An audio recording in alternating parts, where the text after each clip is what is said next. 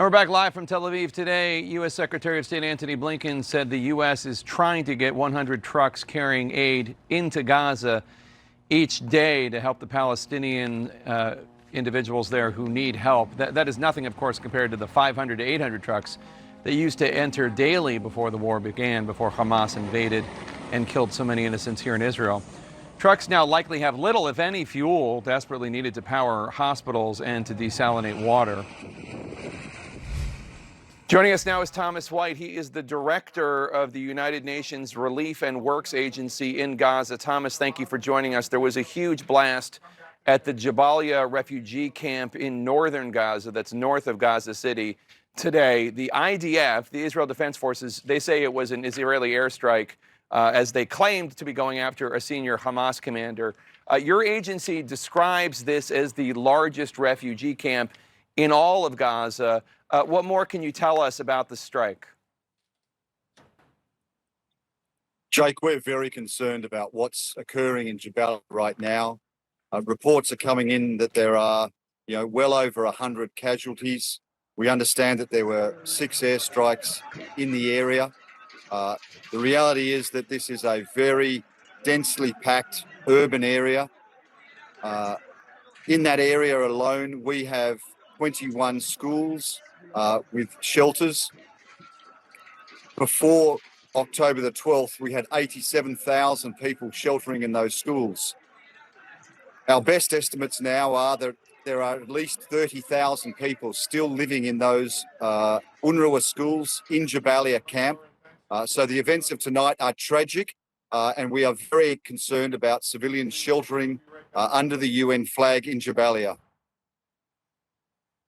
You have previously mentioned there being a breakdown of civil order in Gaza, especially now that aid is slowly trickling in. Describe what you mean when you say people are in survival mode and they're stealing flour from warehouse. Help us understand the severity of this humanitarian crisis right now.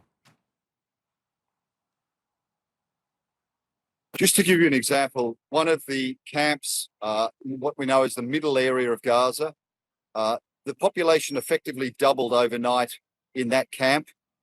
People are seeking shelter wherever they can. Water and food are in very short supply. And under these conditions, you start to see society unravel. And that's what we saw in the last 48 hours with the looting of a number of our distribution centres, particularly in the middle areas of Gaza. The community are under enormous pressure. People are desperate now to find water and food.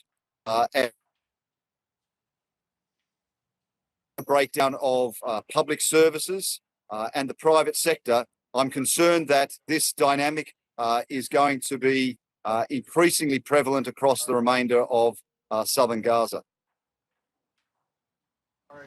And just yesterday, the UNRWA commissioner said that 64 aid workers, your colleagues, have been killed since October 7th by Israeli airstrikes. That's the highest number of aid workers killed in a conflict anywhere in the world in such a short period of time. How have you been able to work under these conditions while trying to keep yourself and others alive?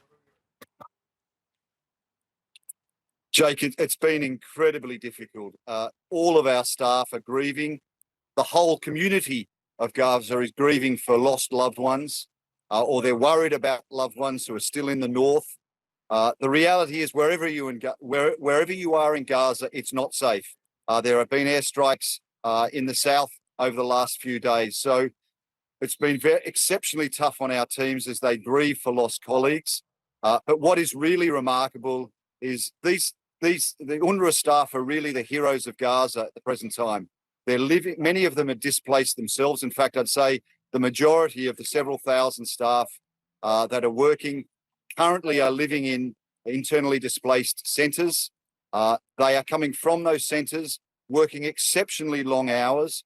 And what's really tough, is that they know what they need to do for the community in terms of food, water, and other essential supplies, but they just don't have them in their hands. I met with a large group of our staff in our training centre in Han Yunis today, and I continue to be overwhelmed by their sense of can-do attitude. Despite the difficulties and the circumstances, they're getting out there every day to try and serve their community. Thomas White, thank you so much, and thank you for what you do, sir. Really appreciate it. Appreciate the time, Jake.